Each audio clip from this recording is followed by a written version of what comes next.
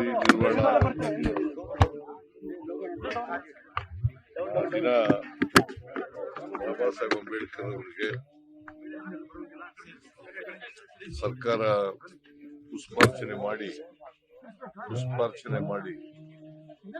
ಗೌರವಿಸ್ತಕ್ಕಂಥ ಕೆಲಸವನ್ನು ಮಾಡ್ತದೆ. ಅವತ್ತು ಸರ್ಕಾರ ಬಾಬಾ ಸಾಹೇಬ್ ಅಂಬೇಡ್ಕರ್ ಅವರ ಸ್ಮರಿಸ್ಕೊಳ್ತಕ್ಕಂಥ ಕೆಲಸ ಮಾಡ್ತಾರೆ. ಬಾಬಾ ಸಾಹೇಬ್ ಅಂಬೇಡ್ಕರ್ ಅವರು ನಿಮ್ಗೆಲ್ಲ ಗೊತ್ತಿದೆ, ಈ ದೇಶಕ್ಕೆ ಸಂವಿಧಾನ ಇದೆಯಲ್ಲ, ನಮ್ಮ ಸಂವಿಧಾನ, ಅದರ ಶಿಲ್ಪಿ ಅವರು, ಸಂವಿಧಾನದ ಶಿಲ್ಪಿ ಅವರು. ಈ ದೇಶಕ್ಕೆ ಎಂತಹ ಸಂವಿಧಾನ ಬೇಕು ಅನ್ನೋದನ್ನ ಯೋಚನೆ ಮಾಡಿ ಬೇರೆ ಬೇರೆ ದೇಶಗಳ ಸಂವಿಧಾನವನ್ನ ಅಭ್ಯಾಸ ಮಾಡಿ ಈ ದೇಶಕ್ಕೆ ಅಗತ್ಯ ಇರತಕ್ಕಂತ ಸಂವಿಧಾನವನ್ನು ಕೊಟ್ಟಿದ್ದಾರೆ. ಆ ಸಂವಿಧಾನ ಬಹಳ ಮುಖ್ಯವಾಗಿ ಇರ್ತಕ್ಕಂಥದ್ದು. ನಮ್ಮಲ್ಲಿರ್ತಕ್ಕಂಥ ಸಾಮಾಜಿಕ ವ್ಯವಸ್ಥೆ ಬದಲಾವಣೆ ಆಗ್ಬೇಕು, ಎಲ್ರಿಗೂ ಸಮಾನ ಅವಕಾಶಗಳು ಸಿಗ್ತವೆ, ಮತ್ತೆ ಸಾಮಾಜಿಕ ನ್ಯಾಯ ಸ್ಥಾಪನೆ ಆಗ್ತದೆ. ಇದನ್ನ ಬಾಬಾ ಸಾಹೇಬ್ ಅಂಬೇಡ್ಕರ್ ಅವರು ಸಂವಿಧಾನದಲ್ಲಿ ಬಹಳ ಸ್ಪಷ್ಟವಾಗಿ ಹೇಳಿದ್ದಾರೆ. ಅದನ್ನ ನಾವು ಈಗ ಸಂವಿಧಾನ ಎಲ್ರಿಗೂ ಕೂಡ ಗೊತ್ತಾಗಬೇಕು ಅನ್ನೋ ಕಾರಣಕ್ಕೋಸ್ಕರ ಶಾಲಾ ಮಕ್ಕಳಿಗೆ ಮತ್ತೆ ಕಾಲೇಜು ವಿದ್ಯಾರ್ಥಿಗಳಿಗೆ ನಾವು ಅದನ್ನ ಸಂವಿಧಾನದ ಪೀಠಿಕೆಯನ್ನ ಬೋಧನೆ ಮಾಡ್ತಾ ಇದ್ದೀವಿ. ಪ್ರತಿ ಶಾಲಾ ಕಾಲೇಜುಗಳಲ್ಲಿ ಮತ್ತೆ ಸಂವಿಧಾನ ಯಾಕೆ ಗೊತ್ತಾಗಬೇಕು ಅಂತಂದ್ರೆ ಪ್ರತಿಯೊಬ್ಬರಿಗೂ ಕೂಡ ಹಕ್ಕುಗಳನ್ನ ಕೊಟ್ಟಿದೆ, ಬಾಧ್ಯತೆಗಳನ್ನ ಕೊಟ್ಟಿದೆ. ನಮ್ಮ ಹಕ್ಕುಗಳೇನು, ನಮ್ಮ ಬಾಧ್ಯತೆಗಳೇನು ಅಂತಕ್ಕಂಥದ್ದನ್ನ ತಿಳ್ಕೋಬೇಕು ಪ್ರತಿಯೊಬ್ಬರು. ಮತ್ತೆ ಸಂವಿಧಾನದ ಧ್ಯೇಯೋದ್ದೇಶಗಳು ಎಲ್ರಿಗೂ ಕೂಡ ಅರ್ಥ ಆಗಬೇಕು. ಅದಕ್ಕೋಸ್ಕರ ಅದನ್ನ ಮಾಡ್ತಾ ಇದ್ದೀವಿ.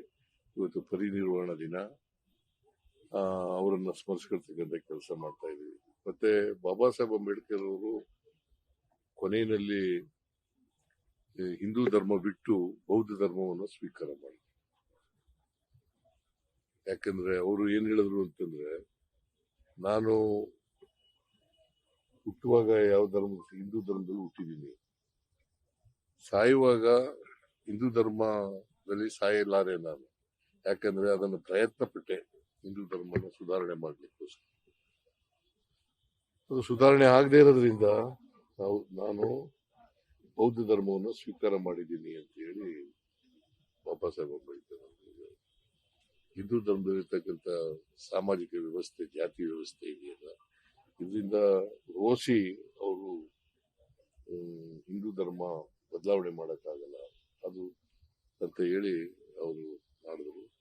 ಸೊ ಅಂತ ಒಬ್ಬ ಮಹಾನ್ ವ್ಯಕ್ತಿ, ದೇಶ ಕಂಡಂತ ಒಬ್ಬ ಅಪರೂಪದ ನಾಯಕ, ಅವರನ್ನು ಸ್ಮರಿಸ್ಕೊಳ್ತಕ್ಕಂಥ ಕೆಲಸ ಮಾಡ್ತಾ ಇದ್ದೀವಿ. ಅವರು ಈ ಎಲ್ಲ ಶೋಷಿತರಿಗೆ ಗೌರವ ತಂದುಕೊಡ್ಬೇಕು ಅಂತಕ್ಕಂಥ ಹೋರಾಟವನ್ನು ಮಾಡಿದ್ರು. ಕೇವಲ ಬಾಬಾ ಸಾಹೇಬ್ ಅಂಬೇಡ್ಕರ್ ಅವರು ದಲಿತರಿಗೋಸ್ಕರ ಕೆಲಸ ಮಾಡಿದ್ದಾರೆ. ಈ ದೇಶದಲ್ಲಿರ್ತಕ್ಕಂಥ ಯಾರ್ಯಾರಿಗೆ ಸಾಮಾಜಿಕ ನ್ಯಾಯ ಸಿಕ್ಕಿಲ್ಲ ಅವರೆಲ್ಲರ ಪರವಾಗಿ ನ್ಯಾಯ ಕೊಡಬೇಕು ಅಂತಕ್ಕಂಥ ಹೋರಾಟವನ್ನು. ಭಗವದ್ಗೀತೆಯನ್ನ ಪಠ್ಯ ಸೇರಿಸಬೇಕು ಅಂತ ಒತ್ತಾಯ ಮಾಡಿದ್ದಾರೆ. ಭಗವದ್ಗೀತೆಯನ್ನ ಪಠ್ಯ ಸೇರಿಸಬೇಕು. ಯಾವುದು ಭಗವದ್ಗೀತೆ ಸರ್? ಭಗವದ್ಗೀತೆನ ಪಠ್ಯ ಸೇರಿಸಲು ಕುಮಾರಸ್ವಾಮಿ ಪತ್ರ ಬರೆದಿದ್ದಾರೆ. ಈಗ ಕುಮಾರಸ್ವಾಮಿ ಅವರು ಕೂಡ ಬಿಜೆಪಿ ಜೊತೆ ಸೇರ್ಕೊಂಡು ಚುನಾವಣೆ ಮಾಡಿದ್ಮೇಲೆ ಈಗ ಅವರು ಮನುವಾದಿಗಳಾಗ್ಬಿಟ್ಟಿದ್ದಾರೆ. ಗ್ಯಾರಂಟಿ ನ್ಯೂಸ್, ಸುದ್ದಿ ಖಚಿತ, ನ್ಯಾಯ ನಿಶ್ಚಿತ.